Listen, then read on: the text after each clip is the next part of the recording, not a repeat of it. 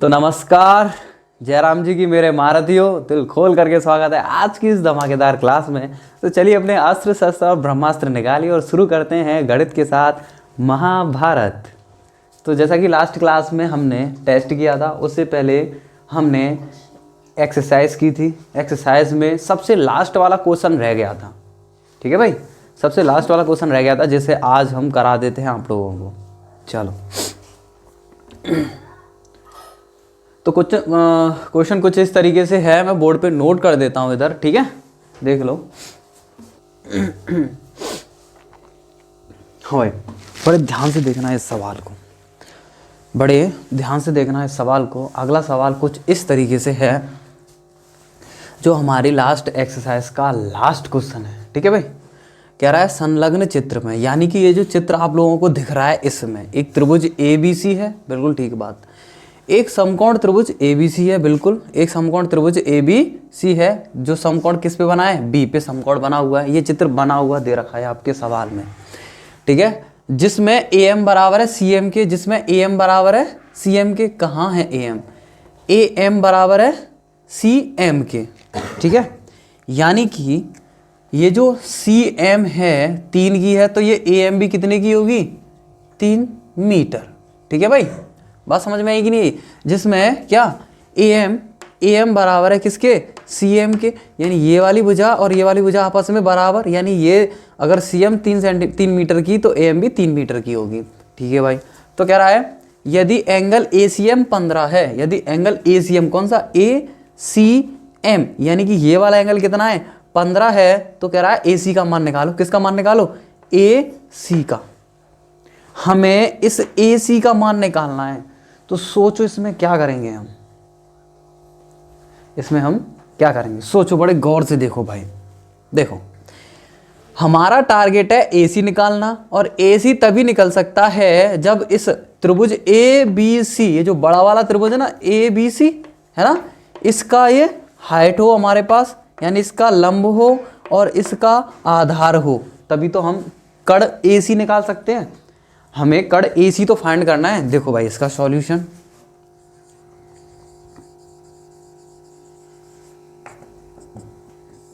देखो भाई इसका सॉल्यूशन, हमें क्या फाइंड करना है, हमें, हमारा टारगेट है AC निकालना। AC क्या होगा, AC निकालने के लिए, AC क्या है, हमारा कड़ी तो है ना। AC निकालने के लिए जरूरी है हमारे पास किसका होना, AB का होना और BC का होना, और किसका होना, BC का। क्यों, क्योंकि अगर हम त्रिभुज ABC में जाएंगे, ठीक है, तो त्रिभुज ABC में पाइथागोरस लगाएंगे, तो AC का स्क्वायर हमें क्या मिलेगा, AC का स्क्वायर मिलेगा हमें AB का स्क्वायर प्लस BC का स्क्वायर, यही तो मिलेगा, तभी तो हम AC निकाल पाएंगे।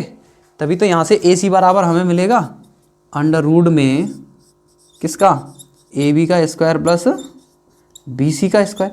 यानी कि AB और BC हमें निकालनी पड़ेंगी अगर हमें AC चाहिए तो। बात समझ में आई कि नहीं है। यानी कि इस AC को निकालने के लिए BC का मान और AB का मान होना बहुत ही ज़्यादा ज़रूरी है, तभी हम AC निकाल सकते हैं, वरना नहीं निकाल पाएंगे। क्लियर। तो हमारा टारगेट है सबसे पहले AB और BC निकालना। हमारा सबसे पहले टारगेट क्या रहेगा, AB और BC निकालना भाई। तो हम कैसे निकाल सकते हैं, बड़ी समझने वाली बात है कि नहीं।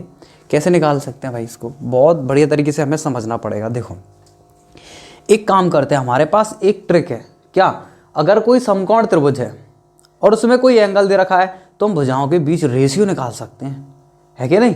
भुजाओं के बीच रेशियो निकाल सकते हैं।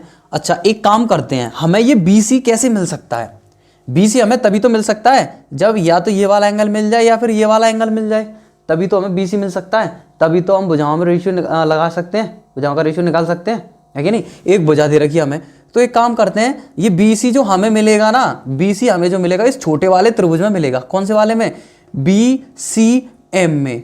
भाई जो BC है वो BCM में ही तो मिलेगा। अब इस BCM में हमारे पास एंगल नहीं है, तो एक काम करते हैं, ये एंगल निकाल लेते हैं, ये छोटा वाला कौन सा, BCM, ये वाला एंगल निकाल लेते हैं। कौन सा वाला, देखो ये वाला एंगल निकाल लेते हैं, काम करते हैं, है ना। कैसे, देखो, यदि एक त्रिभुज में दो भुजा बराबर हैं, AM बराबर है CM के, कहाँ है, AM बराबर है CM के, तो इनके सामने वाले एंगल भी पक्का बराबर रहे होंगे। क्लियर? इनके सामने वाले एंगल भी पक्का बराबर रहे होंगे। समझ में आया कि नहीं आया? जैसे है ना, हमारे पास क्या है, एक त्रिभुज है ये, है ना। अब इस त्रिभुज में ये वाली और ये वाली भुजा आपस में कैसी है? बराबर है। ये वाली और ये वाली भुजा आपस में बराबर है। तो ये आपस में बराबर है, तो इसके सामने वाला एंगल 100% बराबर रहा होगा। क्यों? क्योंकि देखो, जितनी लंबी ये है उतनी ही लंबी ये वाली भुजा है, तो इसका नीचे वाली भुजा से जितना झुकाव रहा होगा उतना ही इसका रहा होगा। क्योंकि जरा सा भी कम ज़्यादा करते हैं, देखो भुजा छोटी बड़ी होगी। ये एंगल कम हो गया ये वाली का, इस वाली का एंगल कम हो गया, इसका ज़्यादा और इसका ज़्यादा, यानी एंगल अलग अलग है तो भुजा भी अलग अलग हो गई। यानी ये ऊपर से कट जाएगी, ये कैप वाला ऐसा कट जाएगा, ये छोटी बड़ी भुजा हो गई। और भुजा बराबर तभी होती है जब उनके एंगल भी बराबर होते हैं। अब देखो एकदम एक दूसरे के शीर्ष को छुएंगी तो इनके देखो दोनों एंगल कैसे रहे होंगे? बराबर रहे होंगे, कुछ इस तरीके से। ठीक है, तो जो भुजा बराबर तो पक्का उनके एंगल भी बराबर। ठीक है, भुजा छोटी बड़ी तो एंगल भी छोटे बड़े। क्लियर? एक ही त्रिभुज के अंदर भाई दो अलग अलग त्रिभुज होंगे तो हो सकता है दूसरे त्रिभुज में ये वाली जो भुजा है ना नीचे वाली, हो सकता है ये बड़ी हो, इसके अकॉर्डिंग ये वाली भी बड़ी हो। तब हम नहीं कह सकते। एंगल बराबर हो सकते हैं लेकिन भुजा बराबर नहीं हो सकती उस कंडीशन में, है कि नहीं। जैसे मान लो अब इतनी बड़ी भुजाएं, अब मैं इनके बीच की देखो दूरी ये निकाल रहा हूँ शीर्षों की, तो ये इनकी ये वाली भुजा, तीसरी भुजा ये हो गई। बाई चांस इन्हीं भुजाओं को मैं और लंबी कर दूं, एक मार्कर ऐसे लगा दूं, एक मार्कर नीचे लगा दूं, तो एक बड़ा सा मार्कर हमें लगाना पड़ेगा, तो वो तो गड़बड़ हो गई भाई। तो अलग अलग त्रिभुजों में ये चीज़ नहीं आ पाती है। अलग अलग त्रिभुजों में एंगल बराबर हो सकते हैं लेकिन भुजा बराबर नहीं हो सकती। क्लियर? बात समझ में आई? एक ही त्रिभुज के अंदर ये वाली चीज़ वैलिड होती है। क्लियर? और पहले जैसे मैं बता रहा था उसे तुम लोग घूम गए होंगे, ऐसा कैसे? समझ में आया? चलो देखो इसी तरीके से तो हम क्या करेंगे भाई। अच्छा, देखो इस वाली भुजा के सामने का एंगल कितना है? 15। तो इस वाली भुजा के सामने का एंगल भी कितना होगा? ये वाला भी तो कितना होगा? 15 ही तो होगा ये। बताओ समझ में आया कि नहीं आया? किसी को कोई परेशानी? किसी को कोई परेशानी? भाई ये वाला एंगल 15 है तो पक्का ये वाला 15 रहा होगा। कारण क्या है इसका? कारण इस बात का ये है कि ये जो भुजा है ना CM और AM, एक ही त्रिभुज की दो भुजाएं हैं जो आपस में बराबर है, तो पक्का इनके सामने का एंगल भी बराबर रहा होगा। क्लियर? इस तरीके से। अब ये बात हमें लिखनी पड़ेगी सॉल्यूशन में, ऐसे थोड़ी ना कह देंगे। अब ये तो हमें समझ में आ गया कि बराबर क्यों है। अब इसी बात को सॉल्यूशन में लिखना भी पड़ता है, इसी बात को सॉल्यूशन में लिखना भी पड़ता है, क्योंकि सामने जो एग्जामिनर सर बैठे होते हैं उनको हमें समझाना पड़ता है कि देखिए सर इस तरीके से बराबर है, तो ये एंगल बराबर क्यों है, इस चीज को लिख दो। जो मैंने बोला वही लिखना है तुम्हें कि सॉल्यूशन में क्या लिखेंगे। यदि भुजा CM AM के बराबर है तब इनके सामने के एंगल भी बराबर होंगे, अतः एंगल MCA बराबर होगा CAM के। बात खत्म। कौन से वाले त्रिभुज में? त्रिभुज ACM में। ठीक है? क्लियर कि नहीं? क्लियर हुआ? आया समझ में? इसी चीज को बस लिखना होता है, हमें इसी चीज को लिखना होता है। लिख दोगे? देखो कैसे, मैं बता देता हूं। समान भुजाओं के सम्मुख कोण बराबर होते हैं इसी वजह से, है ना। ये तो मैंने तुम्हें समझाया कि हमें AC को निकालने के लिए टारगेट क्या क्या चाहिए, AB और BC का हमें चाहिए। क्यों चाहिए? क्योंकि हम त्रिभुज ABC में जब बड़े वाले पाइथागोरस लाएंगे तो AC बराबर ये फॉर्मेट मिलेगा, यानी इनका मान और इनका मान निकाल लें तो AC का मान निकल जाएगा। ये मैंने इसलिए समझाया। ठीक है? क्लियर? इसको फिलहाल हम साफ कर सकते हैं, इसकी अभी जरूरत नहीं है, मैंने समझाने के लिए बताया था तुम लोगों को। ठीक है भाई? चलिए ठीक है भाई। ये मैंने एक तरीके से तुम्हें क्वेश्चन समझाया कि हमारा टारगेट क्या रहेगा। अब देखो बड़े ध्यान से, कुछ नहीं है, बहुत ही ज्यादा सिंपल है भाई। तो देखो त्रिभुज कौन से वाले में? ACM में, ACM में, है ना। त्रिभुज ACM में, है कि नहीं? त्रिभुज ACM में भुजा CM बराबर है AM के। लिख दो भुजा AM बराबर है CM के। क्या? AM बराबर है CM के, है कि नहीं? ठीक है? तो क्या? तो इनके सामने के जो एंगल होंगे, क्या? देखो ए एम के सामने का एंगल क्या है, एम सी ए या ए सी एम, कुछ भी लिख सकते हो, एम सी ए। समझ में आई कि नहीं आई भाई, किसी को कोई परेशानी है ना, क्या एम सी ए या ए सी एम कुछ भी लिख सकते हो। तो देखो एंगल ए सी एम बराबर होगा किसके, देखो ए सी एम बराबर होगा किसके, सी ए एम के, होगा कि नहीं होगा, एंगल सी ए एम के बराबर होगा कि नहीं होगा। अब क्यों होगा बराबर, इसका कारण तुम्हें लिखना पड़ेगा। जैसा 9th क्लास में तुमने ट्राइंगल वाले त्रिभुज वाले चैप्टर में लिखना भी सीखा होगा, सिद्ध करना सीखा होगा, है कि नहीं, तो हमें लिखना भी पड़ेगा इसका कारण क्या है, ये बराबर क्यों है। तो कोष्टक में लिख देंगे समान भुजा, क्या समान भुजा के समान भुजा के सम्मुख कोण, समान भुजा के सम्मुख कोण हैं, ठीक है भाई, समान भुजा के क्या सम्मुख कोण है, इसलिए बराबर है, समान भुजा के सम्मुख कोण है इसलिए ये बराबर है, इतना लिख देना है बस भाई। कारण भी साथ ही साथ हमें लिखना पड़ता है, ये बराबर है तो क्यों है, अच्छा ये बराबर है तो क्योंकि ये तो दिया है, तुम यहाँ दिया है लिख सकते हो कि ए एम बराबर है सी एम के, क्या क्या लिख सकते हो यहाँ पे कि कोष्टक में लिख दो कि दिया है, ये बराबर क्यों है कि दिया है ना, ऐसे तुम्हें समझाना पड़ता है एक तरीके से सामने वाले बंदे को, ठीक है। तो कारण लिखने पड़ते हैं साथ ही साथ, ए एम बराबर है सी एम के, दिया है, ए सी एम बराबर है सी एम के, क्यों बराबर है, क्योंकि समान भुजा के सम्मुख कोण है, ये समान भुजा के सम्मुख कोण है इसीलिए बराबर है, क्लियर। अब हमें दे क्या रखा है, ACM दे रखा है 15, ACM कितना दे रखा है 15, यानी ACM 15 है, तो हमारा एंगल CAM किस तरीके से, एंगल CAM भी क्या हो जाएगा हमारा 15 हो जाएगा। समझ में आया कि नहीं आया, इस तरीके से हमारा एंगल CAM क्या आया 15, यानी ये वाला एंगल कितना आया 15, क्लियर। भाई इस एंगल को निकालने की जरूरत क्यों पड़ी, क्योंकि हमें ये वाला एंगल निकालना है, हमें कौन सा एंगल निकालना है, ये वाला। देखो बस यही तो बचा, देखो ये हमारे पास है, ये 90 का होता ही है, ये 90 का होता ही है, ये भी हमारे पास है, दिख रहा है ना सभी को। देखो हमारे पास ये वाला एंगल है, ये 90 का होता है, हमें ज़रूरत पड़ी इसकी, हमने सोचा अगर इसको निकाल लेंगे तो ये तो निकल ही जाएगा ना, फिर भाई इसको निकाल लेंगे तो ये तो निकल ही जाएगा, है ना, ये तो निकल ही जाएगा, क्योंकि ये हमारे पास है ये 15, है कि नहीं, इसलिए हमने पहले इसको निकाला। अब देखो ये तो निकल ही जाएगा, क्योंकि एक त्रिभुज के तीनों कोणों का योगफल 180 होता है, ये है ही हमारे पास 90 का, ये है ही हमारे पास 15 का, ये वाला हमें निकालना एक तरीके से पूरा वाला, पूरा निकल जाएगा, पूरे में से इसको घटा देंगे, ये वाला निकल ही जाएगा। आ गया ना मजा, यही तो निकालना था हमें, यही तो टारगेट था हमारा। तो अब क्या करेंगे, अब हम किस जगह जा रहे हैं, अब हम बड़े वाले त्रिभुज में जा रहे हैं कि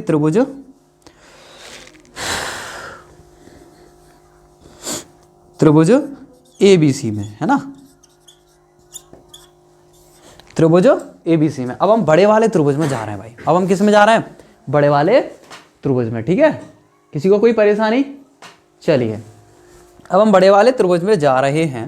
अब देखो बड़े वाले त्रिभुज में क्या, हमें पता है त्रिभुज के तीनों कोणों का योगफल 180 होता है ना, तो तीनों कोणों को लिख दो, angle ABC plus angle BCA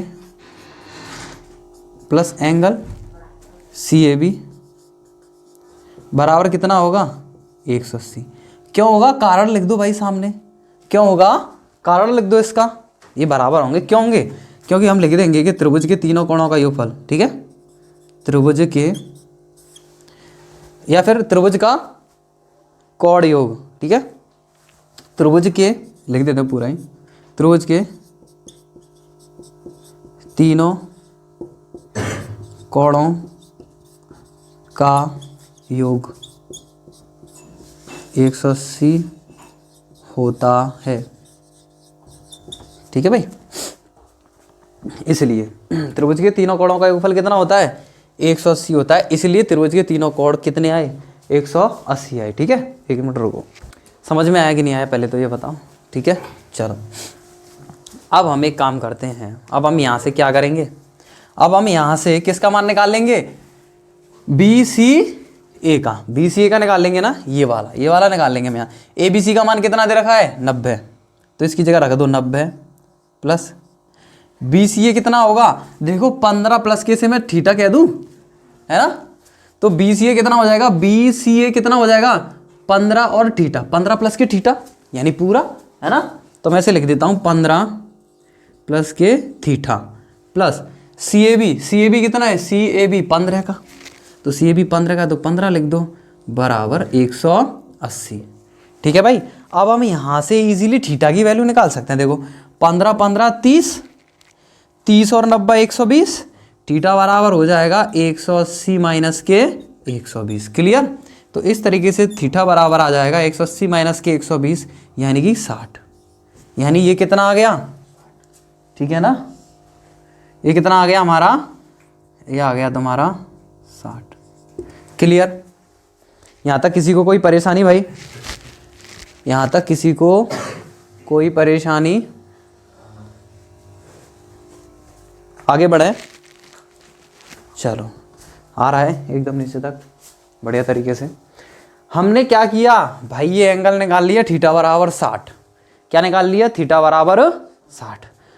अब हम इसमें इजीली, हाँ बोल, चलो हाँ भाई, हमारा टारगेट क्या था, इस एंगल को निकाल लेना। तो अभी तक हमने सिर्फ एंगल निकाला है, अभी तो हमें ये बी सी भुजा निकालनी है। अब कैसे निकालेंगे, देखो बड़ी मज़ेदार चीज़ है ये। अब हमें इस छोटे वाले ट्रायंगल पे गौर करना है, कौन सा वाला, बी सी एम, किस पे, बी सी एम में। तो ट्रायंगल बी सी एम में देखो हमें ये इस ट्रायंगल बी सी एम में देखेंगे हमें ये वाला एंगल 90 का दे रखा है, यानी कि समकोण त्रिभुज है। ये छोटा वाला क्या है, समकोण त्रिभुज। तो देखो समकोण त्रिभुज में समकोण के जस्ट सामने वाली भुजा कड़ होती है, क्या होती है, कड़, क्या होती है, कड़, कड़ी तो होती है ना। और हमें निकालना क्या है, हमें निकालना है ये बी सी, बी सी क्या है, आधार। तो कड़ और आधार में रिलेशन किस में होता है, यानी कड़ और आधार का रेशियो किस किस में मिलता है, बताओ, कॉस और सेक, क्योंकि कॉस थीटा बराबर होता है आधार बट्टे कड़, और उसका उल्टा सेक थीटा बराबर होता है कड़ बट्टे आधार। तो तुम चाहो कॉस थीटा बराबर लगा लो, तुम चाहे सेक थीटा बराबर लगा लो, और तुम्हें मान किसके अच्छी तरीके से याद है वो डिपेंड करता है। तो ज़्यादातर कॉस के मान लोगों को ज़्यादा अच्छे तरीके से याद होते हैं, सेक के क्या है, सेक के भी ईजी होते हैं, कॉस का उल्टा कर दो, लेकिन तुम्हें उल्टा करने का चक्कर पड़ता है तो तुम क्या करते हो, सीधा कॉस का ही लगा देते हो, इसीलिए हम कॉस का यूज कर लेते हैं। अब बी सी निकालने के लिए हम कॉस और सेक दोनों में से किसी का भी यूज कर सकते हैं, ठीक है, कोई परेशानी वाली बात नहीं है। देखो किस तरीके से, लेकिन किस तरीके से हम यूज करेंगे, किधर आवाज आई, अच्छा बाहर है, ठीक है कोई बात नहीं, मुझे लगा ये बच गया क्या, चलो और इससे आगे किधर करें, किधर करें, इससे आगे किधर करें भाई,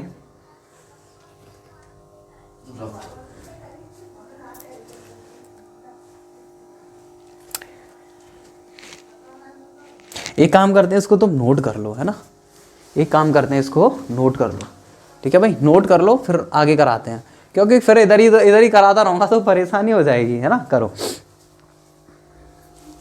देखिए एक काम करते हैं, इनको साफ कर देते हैं थोड़ा थोड़ा, है ना, जगह हो जाएगी बस थोड़ी सी, है ना, इन कारणों को साफ कर देता हूँ मैं, जैसे कि ये जगह हो जाए थोड़ी सी, ठीक है भाई, बाकी का सारा लिखा रहने देते हैं, है ना। चलो कुछ इस तरीके से लाइनें कर देते हैं जिससे कि हमें जगह मिल जाए, ठीक है भाई, कुछ इस तरीके से। अब हमारे पास बहुत सारी जगह आ चुकी है। चलो हमने ये एंगल निकाल लिया भाई। अब जैसा कि मैंने बताया कड़ और आधार, यानी इसमें और इसमें रिलेशन चाहिए हमें, यानी ये और ये इसके साथ ये निकालना है हमें भाई। निकालना तो हमें बी एम बी है, क्योंकि हमें ए बी की ज़रूरत है। ए बी यहाँ, ए एम यहाँ से यहाँ तक 3 दे रखा है, तो एम बी भी तो निकालना पड़ेगा, और बी एम भी निकल जाएगा भाई। उसमें भी हमें कड़ और ये क्या है, लंब, कड़ और लंब में रिलेशन निकाल लेंगे, लेकिन सबसे पहले इसमें रिलेशन निकाल लेते हैं, ठीक है भाई। तो चलो अब हमें पता है इसमें कॉस और सेक में रिलेशन होता है, तो हम कॉस लेते हैं सबसे अच्छा। तो कॉस थीटा कितना है 60, तो कॉस 60 बराबर कितना आ जाएगा, कॉस थीटा बराबर होता है आधार बट्टे कड़। आधार कितना है सी बी, यही तो निकालना है ना। कड़ कितना है 3। कॉस 60 की वैल्यू कितनी होती है 1/2। 1/2 इक्वल टू ये सी बी या इसे हम बी सी लिख सकते हैं, कोई परेशानी नहीं है, अपॉन 3। क्रॉस मल्टीप्लाई करेंगे तो बी सी इक्वल कितना मिल जाएगा, बी सी इक्वल मिल जाएगा, देखो 3 एकम 3 और 2 गुणा में बट्टे में आ जाएगी 2, तो यानी 3/2 हमें क्या मिल गया, बी सी। 3/2 क्या मिल गया हमें, बी सी। क्या तुम्हें समझ में आया? यानी कि हमें जो निकालना था, हमें क्या निकालना था, ए सी निकालना था। ए सी निकालने के लिए हमें चाहिए क्या क्या था, बी सी चाहिए था और ए बी चाहिए था, हमें ए बी चाहिए था। तो बी सी हमें कितना मिल गया, 3/2। अब हमें ज़रूरत है ए बी निकालने की, और ए बी हमें कैसे मिलेगा, यहाँ से यहाँ तक की दूरी A M plus B M, क्या A M plus B M, तो A M plus B M, A M plus B M, यही तो। अब हमें ए एम 3 दे रखा है, प्लस क्या चाहिए, बी एम चाहिए। अब हमें क्या चाहिए, बी एम।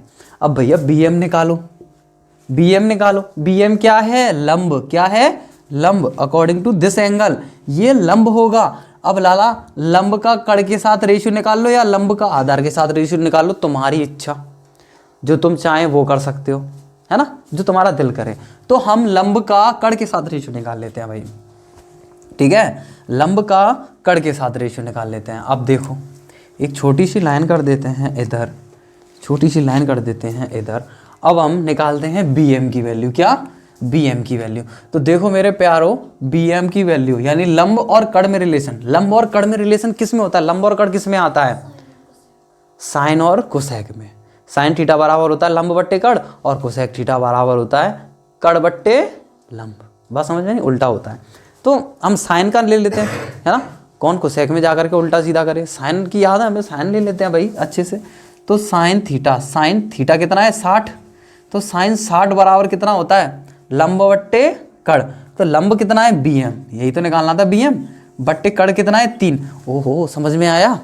यहाँ से तुम देख पा रहे हो कि बी एम भी निकल जाएगा। साइन 60 का मान कितना होता है, बोलो, √3/2 बराबर बी एम, है ना, बट्टे 3, क्रॉस मल्टीप्लाई हो जाएगा। तो बी एम बराबर कितना आ गया, बी एम बराबर आ गया 3√3, है ना, गुणा में 2 आएगा तो बट्टे में चला जाएगा, बी एम की गुणा में से 2 बट्टे में आ जाएगा। तो भैया बी एम भी कितना निकल आया, बी एम निकल आया 3√3/2। यानी हमारे पास बी सी भी आ गया, हमारे पास ए बी भी आ गया। अब क्या करना है, बस पाइथागोरस लगा देना है, काम खत्म। कितना इजी था, है ना, बस समझने वाली बातें थी कुछ। अब हम क्या करेंगे, अब हम जाएंगे त्रिभुज ए बी सी में, किसमें, ए बी सी में, त्रिभुज ए बी सी में जाएंगे। ए बी सी में पाइथागोरस लगा देंगे तभी तो ए सी मिलेगा। तो पाइथागोरस कड़ का स्क्वायर यानी ए सी का स्क्वायर इक्वल टू होगा क्या, ए भी पूरी खा लेंगे, ए एम और बी एम तो लिखना है, प्लस नहीं करेंगे। हाँ तो प्लस कर तो दिया इधर, और क्या चाहिए देखो, तो ए सी का स्क्वायर इक्वल टू क्या होगा, बी सी का स्क्वायर, अभी कर लेंगे टेंशन ना लो, है ना, प्लस ए बी का स्क्वायर, किसका, ए बी का स्क्वायर। तो हमारे पास बी सी भी आ गया, हमारे पास ए बी भी आ गया, है ना। तुम कह रहे हो इनको जोड़ दो, अरे लो भाई जोड़ दो, एलसीएम ले लो, कितना आ जाएगा, 2, 3 दूनी 6 प्लस के 3√3। अब इसमें से 3 कॉमन आ जाएगा, तो तुम चाहे 3 कॉमन ले लो, तो 3, 2 प्लस के √3 अपॉन कितना, 2। ये हमारा क्या आ गया, बी एम आ गया, क्या आ गया, सॉरी ए बी आ गया हमारा, क्या आ गया, ए बी। तो ए बी ये आ गया हमारा, ए बी क्या आ गया, ये आ गया हमारा ए बी, क्लियर। तो ए बी ये आ गया और बी सी हमारा 3/2 है ही है, बात खत्म, रख दो इसमें। अब क्या, तो ए सी इक्वल कितना हो जाएगा, ए सी इक्वल हो जाएगा अंडर रूट के अंदर बी सी की जगह बी सी का मान 3/2 है, तो 3/2 का स्क्वायर, है ना भाई, प्लस ए बी की जगह ए बी का मान कितना है, 3, 2 प्लस के √3, है ना, अपॉन 2 का होल स्क्वायर, यही तो है भाई। ए बी का स्क्वायर तो इसका भी स्क्वायर होगा, बस इसको सॉल्व कर दो। देखो इसको सॉल्व करेंगे भाई, तो हमें मिल जाएगा ए सी इक्वल अंडर रूट में ये 9/4, है ना, प्लस ऐसे ये क्या हो जाएगा 9, 2 प्लस के √3 का होल स्क्वायर अपॉन 4, है कि नहीं, समझ में आ गया, है ना। अब देखो इनका एलसीएम ले लो, अब इनका एलसीएम ले लेते हैं। तो ए सी इक्वल क्या आ जाएगा, ए सी इक्वल आ जाएगा अंडर रूट में 4, तो इसका एलसीएम आ जाएगा भाई, है ना। ऊपर देखो 9 प्लस के 9 2 प्लस के रूट 3 का होल स्क्वायर आ जाएगा। क्लियर है कि नहीं, है ना। अब देखो आगे ए सी इक्वल आ जाएगा, ए सी इक्वल आ जाएगा भाई, देखो इसको सॉल्व कर दें, है ना। देखो 9 प्लस का 9 इंटू इसका होल स्क्वायर खोल दो, 2 दूनी 4 प्लस का 3, है ना, प्लस का 2 दूनी 4 रूट 3, क्लियर, अपॉन में कितना 4, अपॉन में कितना 4, यहाँ तक क्लियर। अब आगे बढ़ते हैं भाई, एक अच्छी सी लाइन खींच देते हैं जिससे कि हमें जगह मिल जाए। ठीक है भाई, चलो कुछ इस तरीके से, है ना। अब इसके बाद देखो ए सी इक्वल क्या मिल जाएगा हमें, ए सी इक्वल मिल जाएगा, इसको सॉल्व करेंगे इन अंडर रूट 9 प्लस का, देखो 4 और 3 7, है ना, ये जुड़ के कितना हो जाएगा 7, है ना, 9 का भी गुणा कर दो, 9 सत्ते 63, है कि नहीं, ऐसे ही 9 का अंदर गुणा करो, 9 चौक 36, यानी कि 36 रूट 3 बट्टे में कितना 4। ठीक है भाई, अब इन दोनों को जोड़ दो तो ए सी इक्वल कितना मिल जाएगा, ए सी इक्वल मिल जाएगा हमें, भाई कैलकुलेशन है बस, सवाल तो सॉल्व हो गया, यूँ समझ लो, अब तो बस कैलकुलेशन है, कैलकुलेशन को देखो। ठीक है भाई, ये कितना हो जाएगा बोलो, कितना हो जाएगा बोलो 72, है ना, प्लस का 36 रूट 3 अपॉन 4। अच्छा ऊपर से कुछ कॉमन आ रहा है,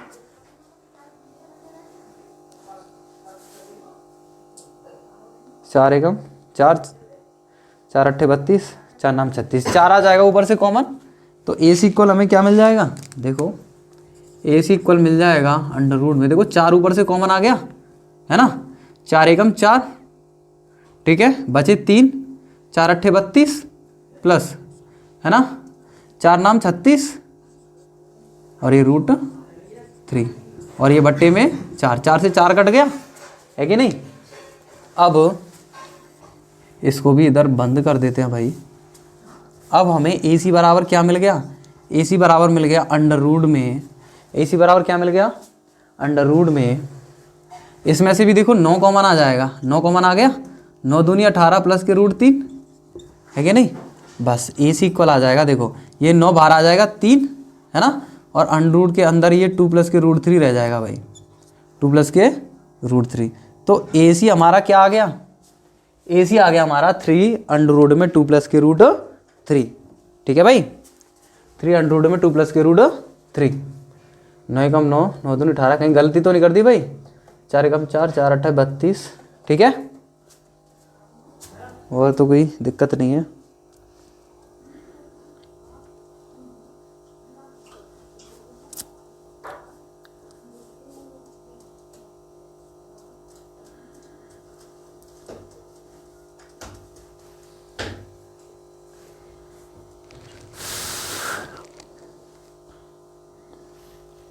रूट 3 प्लस का 1 रूट 2, देखना कहीं गलती कर दी क्या, आंसर मैच नहीं कर रहा भाई, आंसर मैच नहीं कर रहा, कहीं गलती कर दी क्या।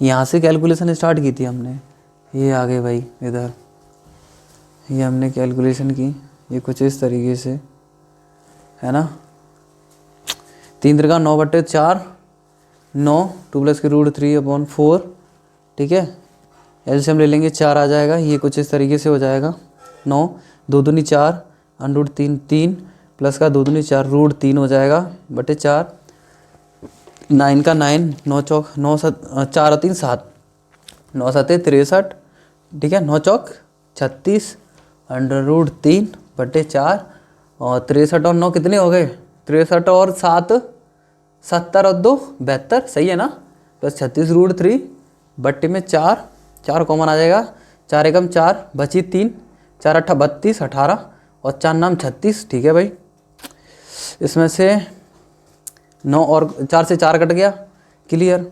अब इसमें से 9 कॉमन आ जाएगा, 2 प्लस के रूट 3 अंदर रह जाएगा, 9 कॉमन आ गया, 2 प्लस के रूट 3 अंदर रह गया। अब इसके बाद ये तो बाहर आ जाएगा, अंदर ये रह जाएगा बस, अंदर ये रह जाएगा। तुम चाहे इसका परिमीकरण कर दो या फिर यही आंसर है ना, परिमीकरण करके क्या फ़ायदा, बट्टे में आ जाएगा तुम्हारा बट्टे में 2 - इसमें ये कैसे आ रहा है, इसमें डायरेक्ट सॉल्व करके आ रहा है ये कुछ इस तरीके से, होल स्क्वायर खोल दिया,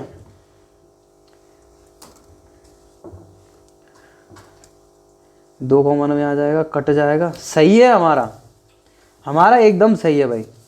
इसका भी यही आ रहा है, इसने आगे सॉल्व कर दिया थोड़ा, 3 ये कर दिया, √3 प्लस का 1, इसने गलत निकाला है भाई, इसका गलत है, हमारा सही है, तुम्हारी बुक में गलत है, तुम्हारी बुक में इसका आंसर जो है वो गलत है भाई, पूरे पर रूट आएगा ना, ये इसने गलत निकाला भाई, तुम्हारी बुक में जो है वो गलत आंसर है, ये वाला बिल्कुल सही है, ये वाला आंसर बिल्कुल सही है। ठीक है भाई, क्लियर। 2 कॉमन ले लेंगे तो 2 + √3 तो बचेगा, बिल्कुल सही है। और क्या, इसने गलत निकाला भाई, हमारा बिल्कुल सही है, इसका बिल्कुल गलत है, हमारा बिल्कुल सही है। तो इसका जो आंसर होगा वो ये इसका आंसर हो जाएगा।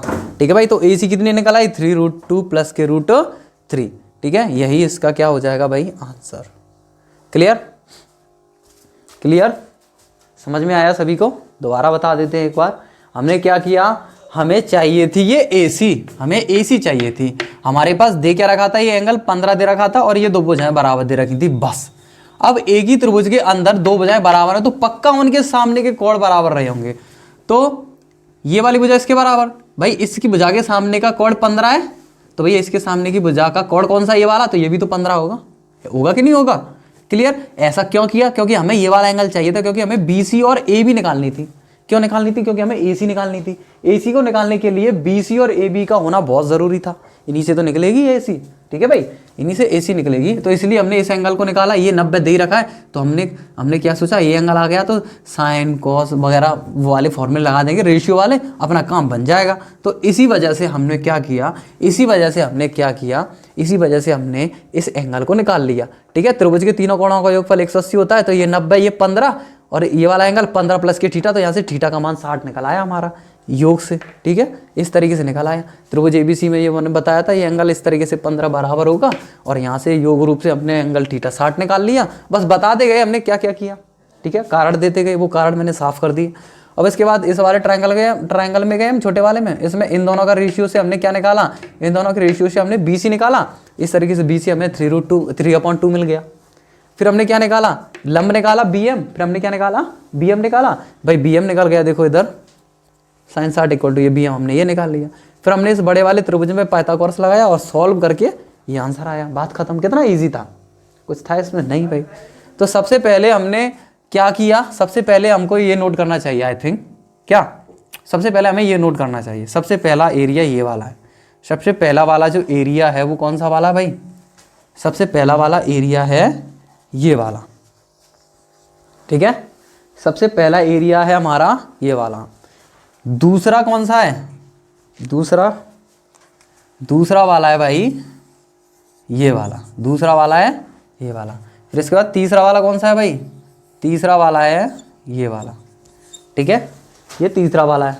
फिर लास्ट कौन सा है, ये, फिर ये लास्ट है भाई पूरा, है ना। इस तरीके से ये पूरा गए हम। पहले कहाँ से कहाँ गए, यहाँ गए। ठीक है, ये वाला नोट करो, कौन सा वाला, नंबर 3 के बाद नंबर 4 ये वाला नोट करो, है ना। नंबर 4 के बाद नंबर 5 ये वाला नोट करो। ठीक है, नंबर 5 ये नोट करो। नंबर 5 के बाद नंबर 6 ये नोट करो भाई लास्ट। ठीक है, कहोगे भैया ये कहाँ नोट करना है, तो एक काम करना, इसको इसके बाद नोट कर लेना, cos 60 और sin 60 के मान निकालने के बाद इसको नोट कर लेना। ठीक है, यानी 3 के बाद चौथा स्टेप ये वाला ले लेना, चौथा वाला, है ना। चौथे के बाद ये वाला 5वां हो जाएगा, तो तुम्हारा 5वें के बाद ये वाला 6वां हो जाएगा, 6वें के बाद ये वाला 7वां हो जाएगा। क्लियर, समझ में आया कहाँ से क्या नोट करना, भूल तो नहीं जाओगे। अब नंबर 1 ये नोट करना है, नंबर 2 ये, फिर नंबर 3 ये नोट करना है। ठीक है भाई, नंबर 4 ये नोट करना है। नंबर 4 में ये पूरा है, ये यहाँ से लेकर के यहाँ तक का ये पूरा है, मैंने सभी की सीमा रेखाएं बना दी हैं। ठीक है भाई, नंबर 4 के बाद नंबर 5 ये नोट करना है, ये नंबर 5 का एरिया ये वाला है पूरा। ठीक है, नंबर 6 का ये वाला एरिया है, फिर नंबर 7 आंसर। क्लियर हो गया होगा भाई। इतना बड़ा मैंने हौआ बिलौआ बनाया है उसमें, हौआ बिलौआ चलो तो शांत बैठना, डिस्टर्ब मत करना, है ना। तो मेरे भाइयों आज की क्लास को बस यहीं तक रखते हैं, अगली क्लास में मिलेंगे, तब तक के लिए जय हिंद, जय राम जी की। और हंसते रहो, मुस्कुराते रहो, पढ़ते रहो, ठंड में अपनी सेहत का ख्याल रखना भाई, मस्त रहो, स्वस्थ रहो, व्यस्त रहो, बाय।